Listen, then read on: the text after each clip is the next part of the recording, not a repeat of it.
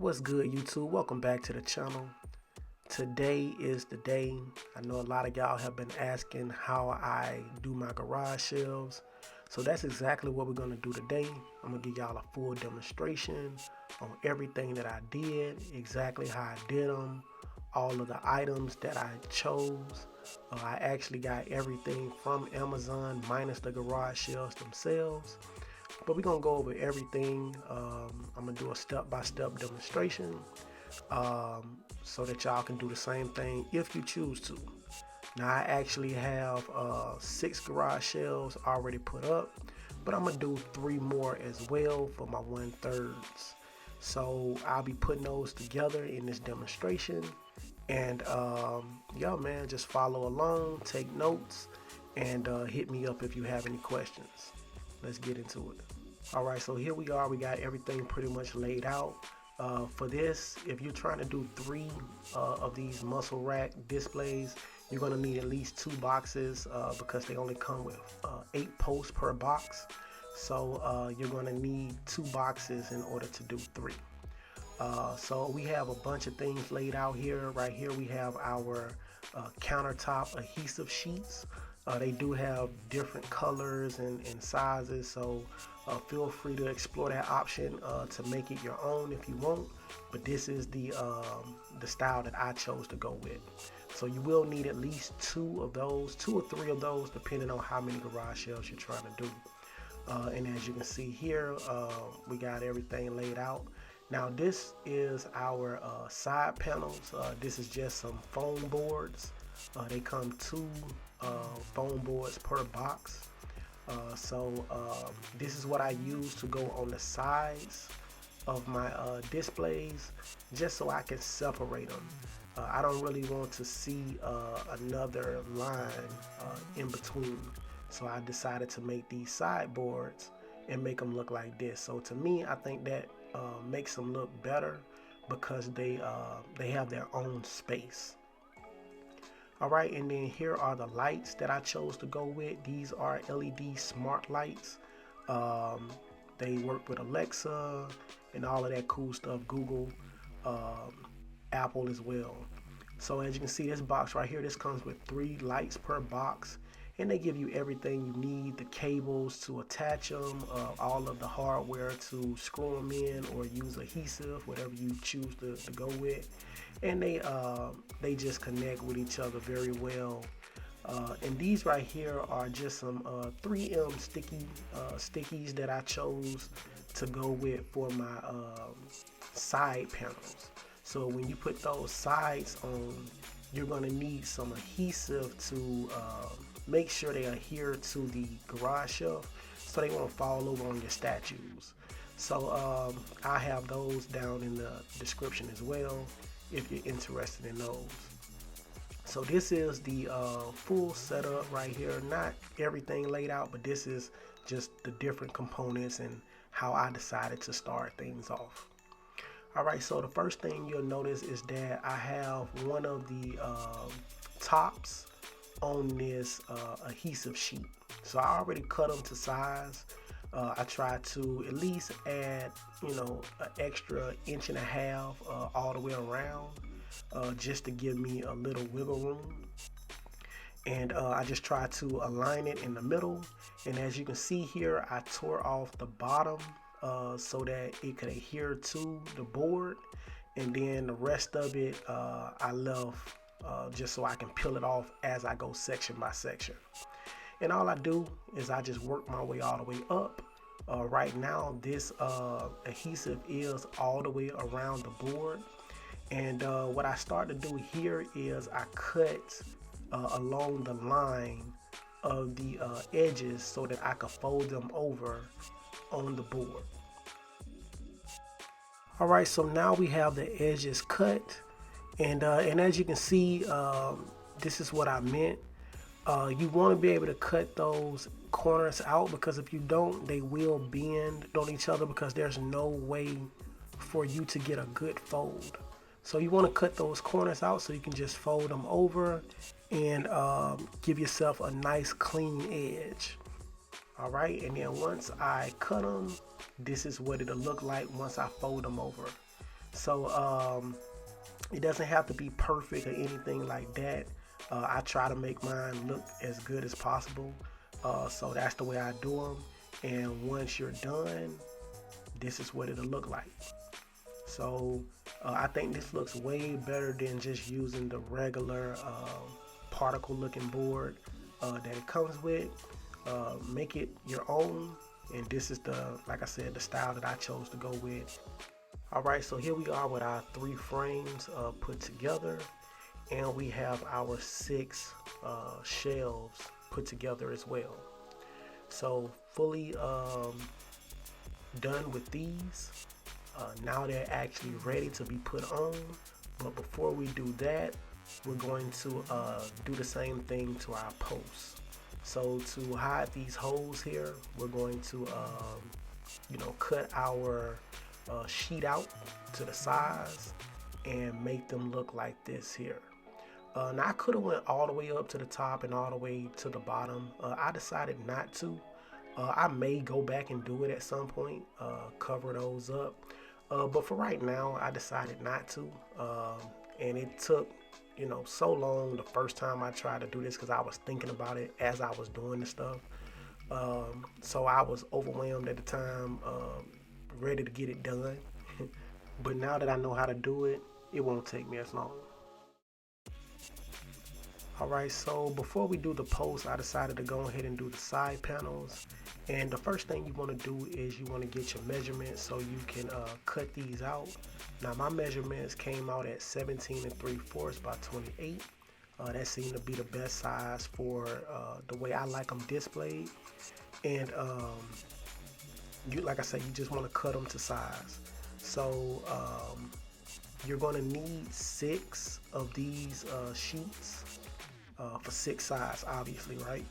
But when it comes to the end pieces, you want to put the adhesive on both sides because you're going to be able to see it from the other side as well. Alright, so here it is. I cut out my 6 panels, so they're all ready to go. Alright, so here it is. We have our sheet laid out. And one thing that you could do to save on some of your sheet is you can use your extra from the sheet that you're cutting out for your size of your panels. You can use that extra to go on your post. So that's what I decided to do because otherwise you're gonna run through your adhesive sheets a lot faster than you may like. So you may end up having to buy 3 or 4 rolls as opposed to 2. So that's what I would advise, is to use your adhesive sheet sparingly, and whatever access you have, use that for where you need it. Okay, so as you can see here, we have our 8 adhesive sheets already cut up, and we have our 6 panels. And remember, the reason we're going to need 8 adhesive sheets is because on the 2 end pieces, you're going to apply the adhesive to both sides, and that will allow you to have the same look on the outside as well. And then, like I said before, those the extra piece of the adhesive we used right here, so we actually was able to get both done at the same time. So that's good, and like I said, that allows you to use your adhesive sparingly. Alright, so as you can see here, we have our side panels done, all 6. And then, like I mentioned before, on your end pieces, you're going to want to do both sides. So we have both sides done here on our end piece, and that's the way you want that to look.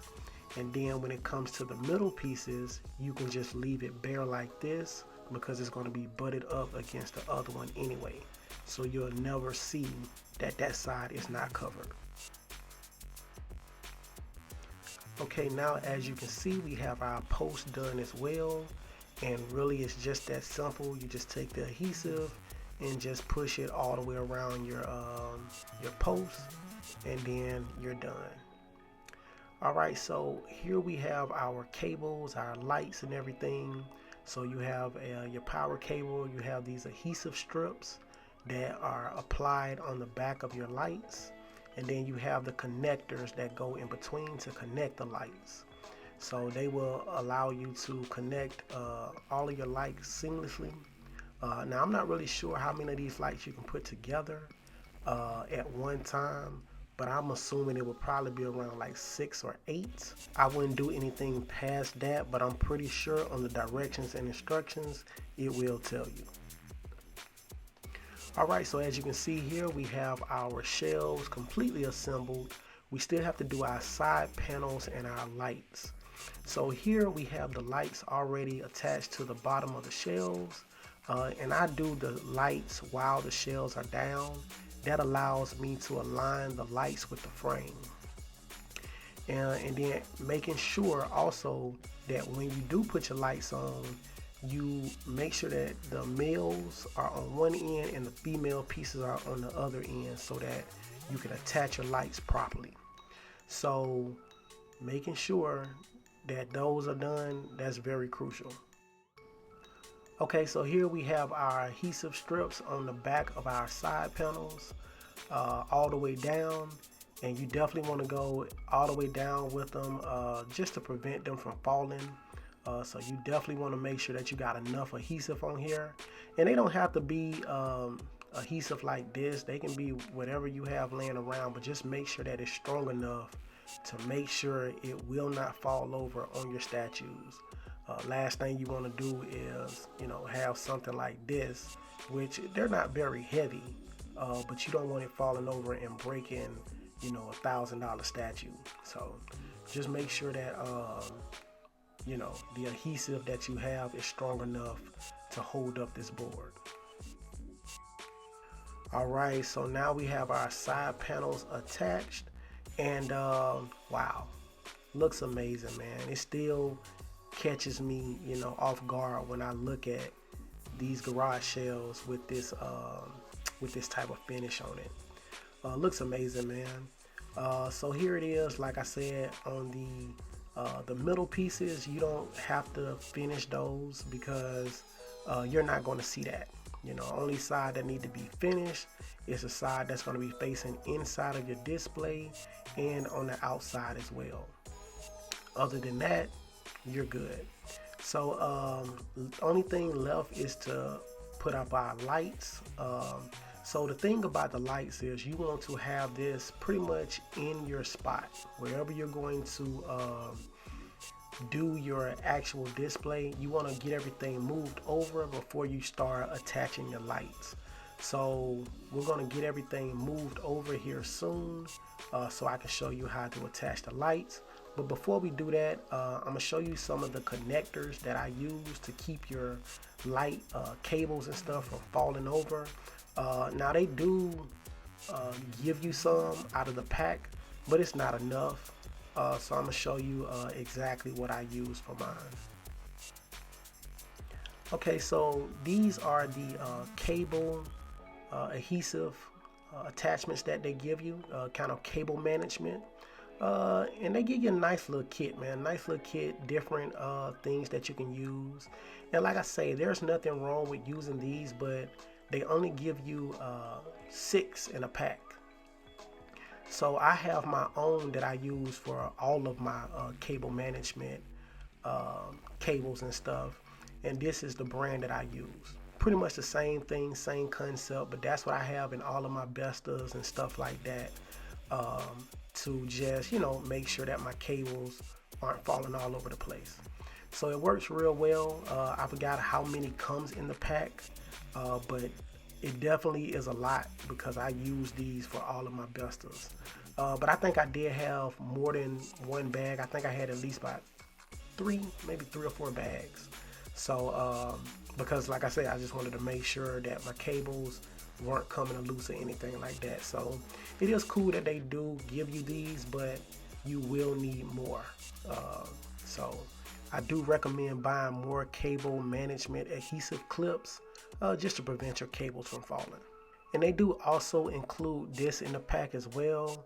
And this is good because you're going to need at least a piece of adhesive to keep your power cable from falling down. So I do recommend just go ahead and using this one out of the box to go ahead and apply that to your cable, and it'll help keep that from falling down on your statues as well. Alright, so once you get everything moved over to the position where you want it, you want to start doing your cable management. And right here we start out by putting our switch behind our posts all the way on the end. Deciding exactly where you want to plug everything like that to be. So that kind of is up to you, but this is the way that I do it. And you want to loosen up your frame. You have to loosen up your frame in order to get that cable through. So you can see right here how the cable actually feeds right through this gap that the garage shelves have.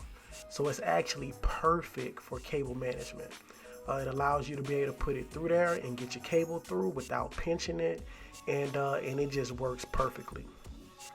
So that's the best way to do it. Once you get that done, the cable through, you can use your mallet or whatever it is that you want to use to put your frame back down. Okay, so now that we have the light cable coming through, as you can see, we have our adhesive clips and everything is attached going to our first light. And this is how it's going to look. Now you can decide to use as much of those clips as you want. I just use, maybe 2 or 3 just to keep everything secure without falling. And then if we hit our switch here, as you can see, the light turns on and we're in action. So next thing that we need to do is get everything ready so that we can attach this light to the other lights. So before we attach our other lights, I do recommend disconnecting your first light from the power, and that just prevents anything from happening while you attach the other lights.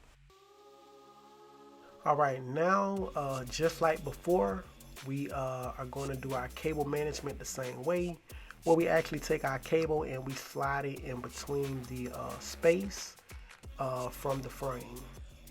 And once again, that will allow us to get the cable going through, and as you can see, it's still loose.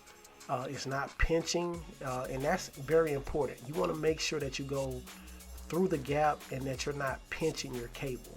Last thing you want to do is cut your cable in half because you put the frame on top of the cable and then put a 30-pound statue on top of it and just split your cable in half.